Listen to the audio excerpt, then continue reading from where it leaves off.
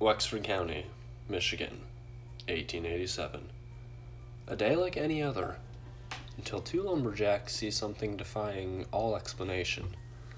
A 7-foot tall creature, walking upright, with the body of a man and the head of a dog. They lived to tell the tale and started over a century of sightings of these cryptids, known as the Dogman. Now, I'm not what you'd call a gambling man, but I am willing to bet that the majority of my viewers have at the very least heard of what a Dogman is. For anyone who hasn't, they're essentially real-life werewolves. If you've seen a werewolf in film or television, you've got a decent idea of what a Dogman looks like. The main difference is that werewolves are shapeshifters, usually on every full moon. Dogmen are believed to be, for the most part, natural animals, like a bear or lion, just way higher on the food chain. How they came into existence? If I knew, I'd tell you. Now, even if you haven't heard of Dogman, you've heard of Bigfoot. There's no doubt in my mind you've heard of Bigfoot.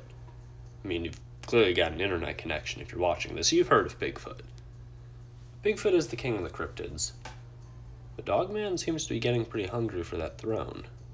While Dogman is rapidly gaining ground within the cryptozoology community itself, he's a lot more obscure to a mainstream audience, even though he is gaining steam. And why is this? Well, going back to the werewolf comparison, I think that's a big part of what's keeping Dogman in a sort of limbo of gaining more mainstream recognition.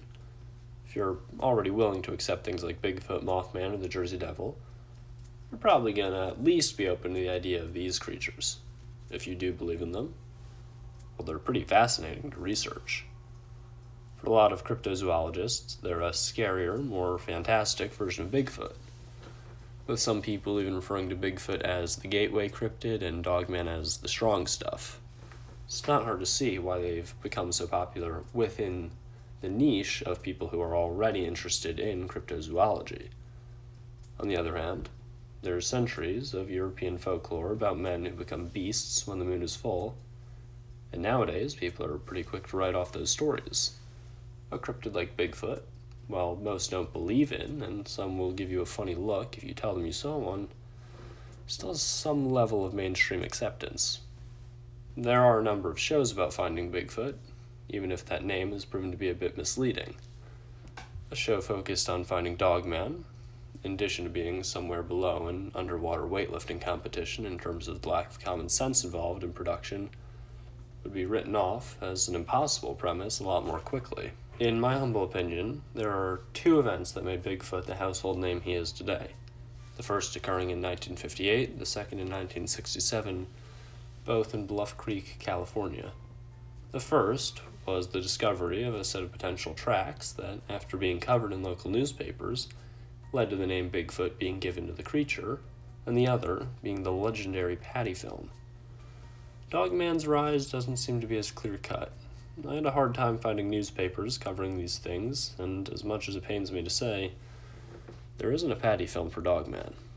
So the question is, how did the Dogman become such a prominent cryptid?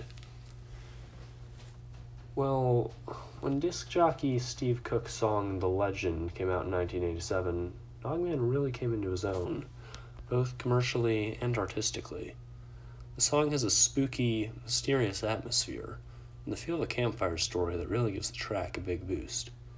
He's been compared to Bigfoot, but I think Dogman is a far more frightening, otherworldly cryptid. The song focused on legends from across North America about bipedal humanoid canines. Now, well, that's weird enough, here's where it gets a little weirder. The song was initially played completely as an April Fool's Day prank. Cook had heard about these different stories, but didn't believe in them, making the song as a joke. Afterwards, he was flooded with reports from people who had witnessed these creatures, and although he's very skeptical, in his words, I do believe people who think they saw something really did see something. The song seems to be one of the first time that these creatures got some mainstream attention, and I think it might even be what made us settle on the name Dogman as a way to refer to them. What's on screen right now is a little chart of the usage of the word Dogman over time, starting in 1800 and going up to 2019.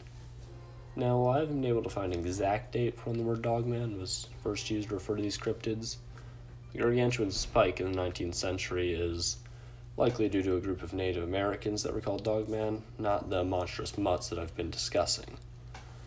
There's also a children's book series called Dogman that was first released in 2016. You can see an exponential increase starting earlier than that in the year 2000. I think this is owed to the internet becoming more widespread. People all over the world can now exchange their encounters with each other. Better yet, they could do it completely anonymously. The controversial Gable film, said to have been shot in the 1970s but released in 2007, may have also contributed to this, as it is one of the few potential pieces of video evidence for the existence of Dogman, and it did get quite a bit of media attention back in the day. As of 2022, Dogman seems to still be on the rise, with no signs of stopping anytime soon.